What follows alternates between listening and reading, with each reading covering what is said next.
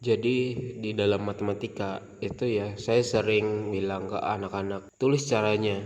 Karena kalau tulis cara dia tahu hasilnya.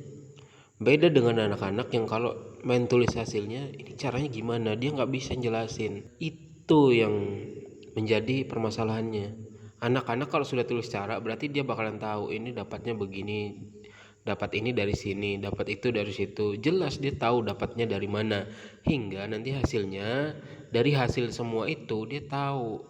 Oh begini caranya. Oh dapatnya dari sini. Oh dapatnya dari situ. Kan gara-gara tahu caranya akhirnya tahu hasilnya.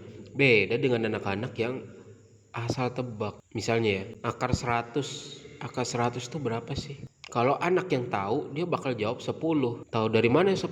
Ya dia bakal cari 10 kali 10, 100. Berapa kali berapa sih yang hasilnya 100? Ya 10 jawabannya. Beda dengan anak-anak yang dia nggak tahu akar 100, dia tebak-tebakan 10. Dari mana 10? Dia nggak tahu, nggak bisa jelasin. Maka dari itu harus tahu cara, memahami dari cara yang diberikan. Dalam kehidupan sehari-hari kita ya, itu memang juga kita harus tahu cara yang benar gimana. Misal kebutuhan per bulannya 5 juta. 5 juta itu apa-apa aja harus tahu, harus jelas. Terus didapat dari mana? Misalnya ya, dari gajian AdSense YouTube, ya, dari jualan, dari investasi, pembagian hasil bagi investasi, bisa dari jasa apa kita punya jasa gitu kan. Atau ada tambahan lain misalnya dari ya pokoknya pemasukan dari lain-lain yang totalnya ternyata 6 juta, berarti kan lebih sejuta tuh. Nah kalau gini kan jelas ada pemasukannya dari mana-mana, jelas 6 juta, pengeluaran 5 juta, pengeluarannya apa-apa aja jelas. Sudah pengeluaran misalnya untuk tagihan, untuk SPP, untuk kewajiban bayar ini bayar itu, bayar pajak dan lain sebagainya, itu ya itu harus jelas.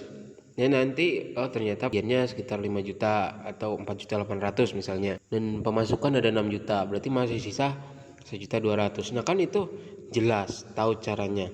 Kita tahu dapat uang dari mana, kita tahu ngeluarin uangnya itu untuk apa aja, itu jelas. Juga yang orang tuh nggak tahu ya, bukan nggak tahu, itu tepatnya caranya salah. Dia perlu uang 5 juta misalnya, tapi caranya salah. Ya, cara yang benar kan kita harus kerja ya, kita kerja ini kerja itu, kita investasi, pembagian investasinya diambil, nanti buka jasa dan lain sebagainya.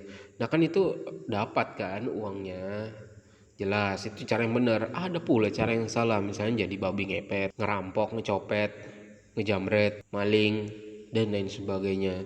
Itu kan ya caranya sama, cuma caranya salah. Ya, itu cara yang tidak benar.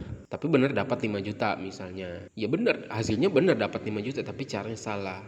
Ya itulah yang dimaksudkan guru matematika untuk mencari jalan yang benar, cara yang benar, bukan cara yang salah. Jadi semoga dipahami maksud dari guru-guru matematika itu ya, tulis cara supaya pakailah cara yang benar. Dalam kehidupan sehari-hari juga pakailah cara yang benar, bukan cara yang salah. Oke, itu aja, semoga bermanfaat. Assalamualaikum warahmatullahi wabarakatuh.